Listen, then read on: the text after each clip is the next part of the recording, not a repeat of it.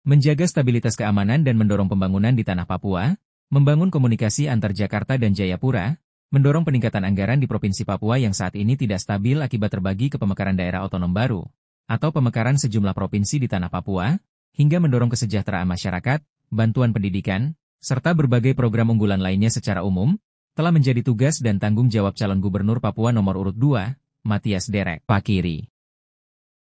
Khususnya untuk Kabupaten Kerom, di sela-sela menghadiri undangan tatap muka antara dirinya bersama masyarakat adat suku Daiget di Kampung Arso Kota, Distrik Arso, ada sejumlah program yang akan menjadi prioritas di era kepemimpinannya.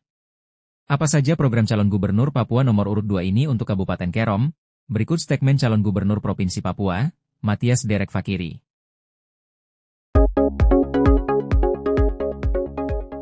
Siang ini dengan matahari yang begitu cerah, ya menandakan hari baik untuk Kerom dan Papua ke depan. Ya. Saya dengan teman-teman partai koalisi yang terhimpun dari 16 partai sudah bertekad untuk memenangkan Bapak Mario untuk menjadi gubernur Provinsi Papua. Jadi kita butuh pemimpin yang melanjutkan kepemimpinan Bapak almarhum Lukas NMB. Itu cocoknya ada sama Bapak Mathias. Ya. Artinya apa? Kita tidak kurang-kurangi juga yang lain. Ya, itu ketumpu saudara juga. Tetapi kita mau sekarang ini anggaran provinsi ini sudah kecil. Dengan adanya pemekaran dan segala macam anggaran kita jadi kecil, masyarakat jadi susah. Tidak ada kegiatan-kegiatan proyek dan segala macam. Bagaimana ekonomi masyarakat ini mau tumbuh? Tidak bisa. Nah, oleh karena itu pilihan kondisi Papua hari ini, itu pilihannya itu yang tepat itu adalah Bapak kita, Bapak Mathias. Ya. Supaya kembali kepada suasana yang lalu. Masyarakat bisa ekonominya lancar, ya. Gitu. Perputaran ekonomi masih. Orang-orang di kios sekarang susah, tidak ada pembeli, betul tidak? Ya, mau mama ke pasar bawa jualan, tidak ada orang yang datang beli, gitu, ya. Iya, jualan bawa pulang. Jadi sekarang supaya kita kembalikan itu suasana itu, ekonominya supaya lancar, kita butuh pemimpin yang bisa datangkan duit banyak di Papua ini. Betul tidak? Ya, oleh karena itu untuk Kerom mulai dari alang-alang 5 sampai dengan Soe, ya, Towe hitam, ya, Towe hitam, itu tidak ada cerita lain. Bungkus untuk Kakak Mathias dan Kakak Umar Open. Ya, setuju ya? Jadi kalau kita mau selamatkan kondisi Papua hari ini ada di tangan Bapak, tidak ada di tempat yang lain. Ya, setuju ya? Ya. Terus Bapak Jenderal kita ini anak Papua terbaik ya untuk memimpin Papua ini ke depan. Begitu. Ya. Jadi ini yang saya sampaikan. Terima kasih untuk doanya semua. Ya, ini saja yang bisa saya sampaikan. Terima kasih, kurang dan lebihnya mohon maaf. Untuk Partai Golkar yang tadi bicara kamu bikin dalam program perjuangkan saya ke bupatinya. Yang provinsi tunggu saya naik duduk dulu. Ya. Dan juga nanti teman-teman partai yang lain, ya saya minta apa yang sudah disampaikan oleh masyarakat tolong di dalam program untuk tahun depan karena ini sudah berjalan dan tidak mungkin nanti kita cari uang. Saya terima kasih semua juga atas apa dukungan yang diberikan oleh semua keluarga besar di masyarakat adat Kerom. Mudah-mudahan apa yang kita niatkan tadi ini bisa dijamah oleh Tuhan yang kita hormati. Tentunya saya dalam merencanakan untuk melakukan konektivitas ke Kabupaten Kerom ini menjadi salah satu tujuan utama untuk menaikkan pendapatan asli Provinsi Papua.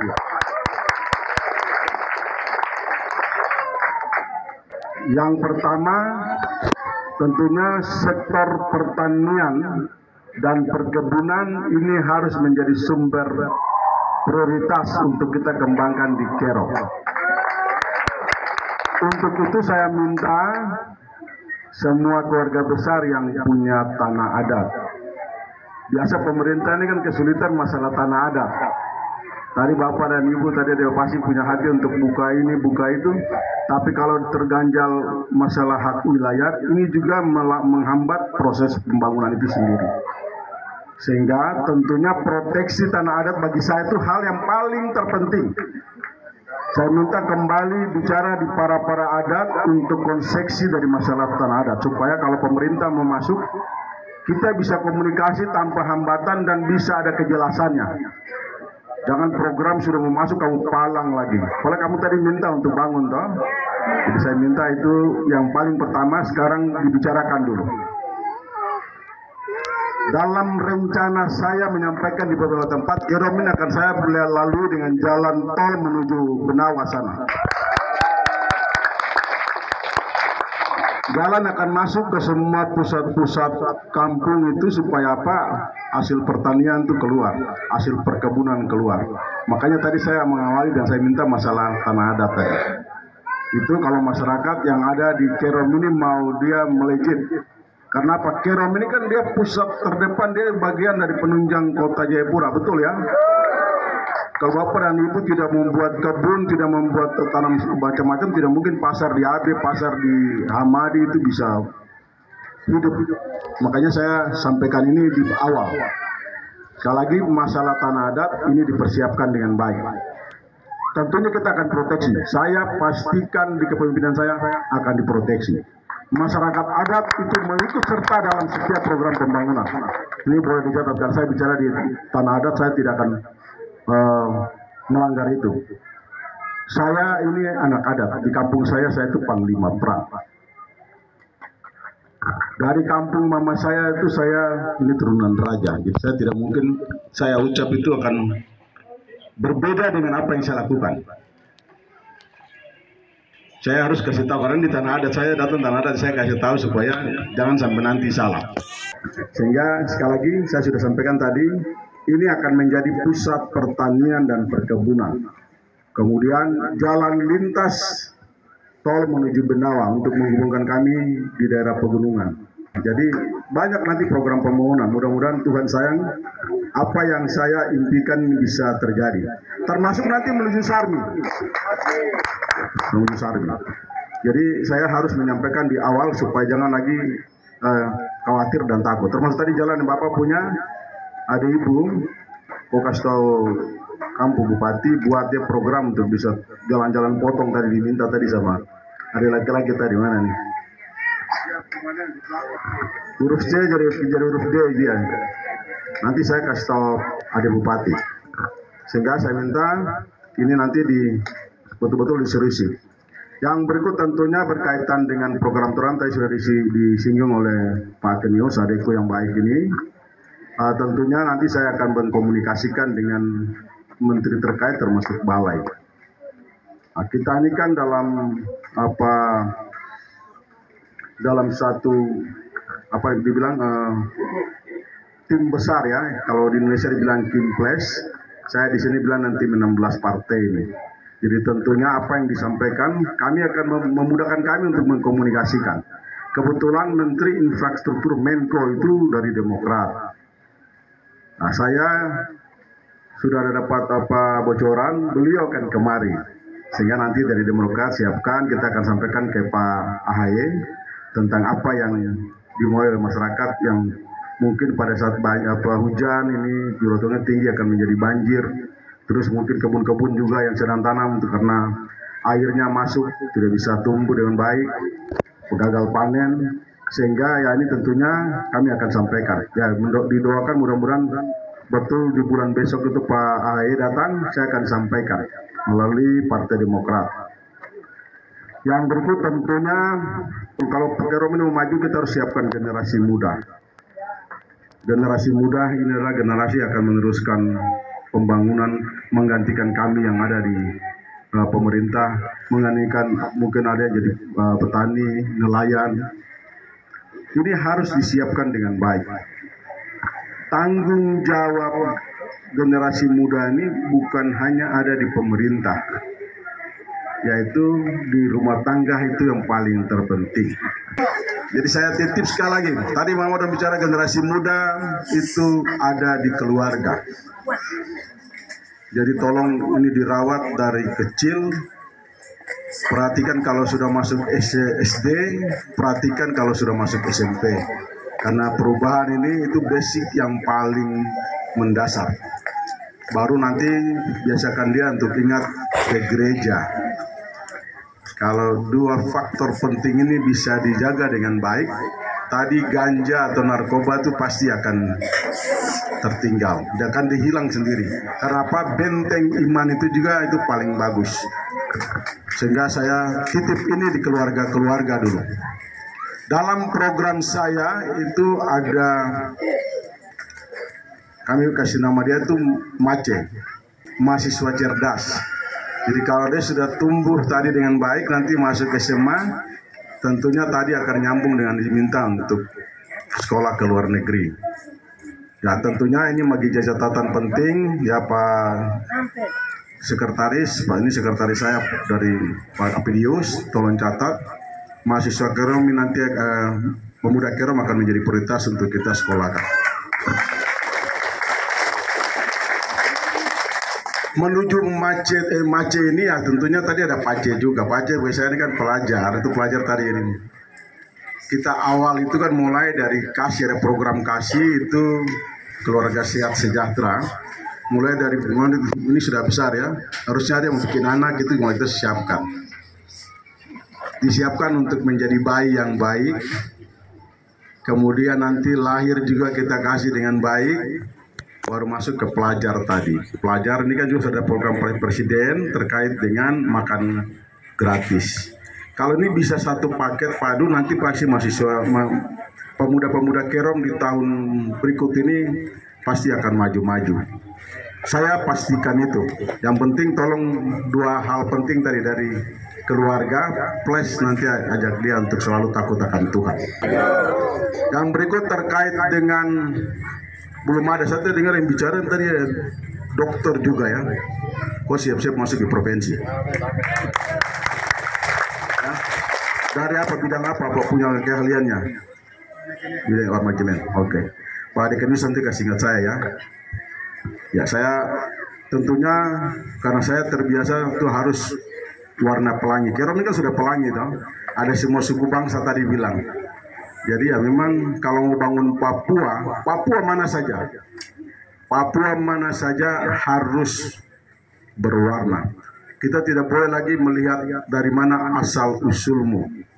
Karena asal usul itu kan terkait, saya sampaikan tadi yang tanah adat, dusun. Karena itu tidak bisa ditukar dengan siapa-siapa. Saya tidak bisa mengambil tanahnya orang Kerom karena itu ada tuannya. Betul Bapak Ibu ya? Tapi ngurus pemerintah ini harus siapa saja. Anak-anak terbaik di negeri ini boleh jadi apa saja. Karena Tuhan mau tuh kita berwarna seperti tadi. Ada rancangan Tuhan di situ menempatkan kita orang-orang di tanah Papua ini. Sehingga saya duduk di Blok 2, semua warga bangsa, anak-anak Papua bisa jadi apa saja. Dan saya akan minta para bupatinya juga sama. Kita akomodir semua, tidak boleh saling mengusir di tanah ini. Supaya kita bisa menjadi berkat bagi semua sanak saudara kita yang ada di tanah ini. Tanggung jawab pemimpin itu merangkul semua. Tanggung jawab pemimpin itu untuk menjadikan siapa saja. Karena itulah tanda berkat bagi semua untuk memakmurkan tanah Papua ini. Kalau kita kotak-kotak itu nanti berbahaya. Saling mengusir. Jadi ini yang bisa saya janji untuk masyarakat Kerom. Saya duduk pasti ada pejabat-pejabat Kerom. Salah satu ada tadi kau. Ya. Akan jadi pejabat di provinsi. Ini saya titip ini supaya nanti juga yang mungkin di Kabupaten Kerom nanti saya sampaikan ke Gus Bakar juga, mungkin siapa saja yang bagus supaya bisa tembus perbedaan yang ada di Provinsi Papua ini. Saya terima kasih tanah Papua ini provinsi induk dia sudah bisa melahirkan dua pemimpin juga yang bukan dari tanah adat di Waropen dan di Sentani. Ini menunjukkan bahwa memang rancangan Tuhan tidak ada satu manusia di sini yang bisa merubah rancangan Tuhan. Betul ya? Sebagai orang percaya pasti harus mengaminkan itu. Sehingga ke depan saya akan menjadi bagian itu untuk menembus perbedaan itu, menjadi sesuatu kekuatan untuk membangun tanah Papua. Ada banyak kerinduan. Saya juga berharap nanti bisa jadi ada kabupaten antara Kerom dengan Benawa dengan Lanijaya dengan Yalimo, supaya memperpendek layanan pemerintah.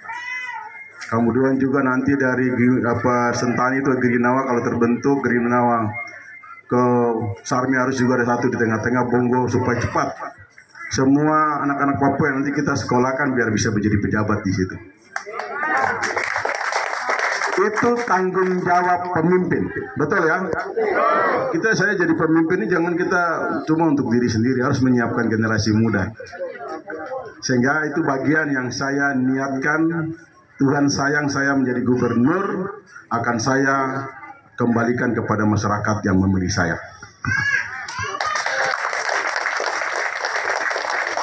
Yang berikut tentunya banyak program-program perkebunan dan pertanian akan kami hadirkan di Kerom. Makanya tadi saya awali dengan saya minta tanah adat, tolong buka, dan saya titip sekali lagi, ini hal penting. Jangan menjual tanah. Jangan menjual tanah. Apalagi dusun-dusun tempat kita mencari nafkah. Kalau bisa semua itu kita sewakan, kita kontrakan, supaya kita bisa menggenerasikan kepada kita punya anak cucu. Kalau kita jual, sudah itu milik orang lain. Nanti kan susah. Ya, ini saya titip sekali untuk keluarga besar, karena tanah Kerom ini kan tanah yang nanti akan dilirik oleh pemerintah, dilirik oleh semua wirausaha untuk membangun perkebunan, membangun pertanian. Karena apa? Dia sangat subur, punya potensinya luar biasa. Kan kalau di sini tidak mungkin kita ambil yang lain, yang pinggiran juga mungkin bisa jadi tambang. Karena ini dia juga akan nanti menjadi tulang punggung, penyokong utama bagi ibu kota provinsi. Sehingga harus disiapkan dengan baik. Sekali lagi saya titip, jangan menjual tanah, tetapi membuka diri untuk menerima semua wirausaha masuk di sini. Saya akan mendorong ini untuk hidup, akan tumbuh di Kerom ini. Tentunya juga, maka saya tadi sampaikan masyarakat harus boleh bertani. Saya disampaikan sama Bapak Wali, kenal semua ya, mantan bupati, dia ada bangun pabrik untuk tepung. Pasti saya akan hidupkan itu. Pasti. Termasuk yang ada di Danau Sentani, Sagu, pasti saya akan hidupkan.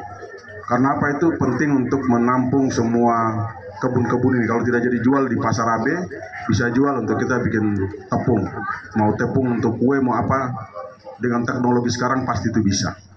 Sehingga nanti juga masyarakat, ya tidak semua harus jadi pegawai negeri. Karena Tuhan mengingatkan kita, rancanganmu bukan rancanganku, rancanganku bukan rancanganmu. Kalau Tuhan kasih kita untuk jadi petani, kita syukuri.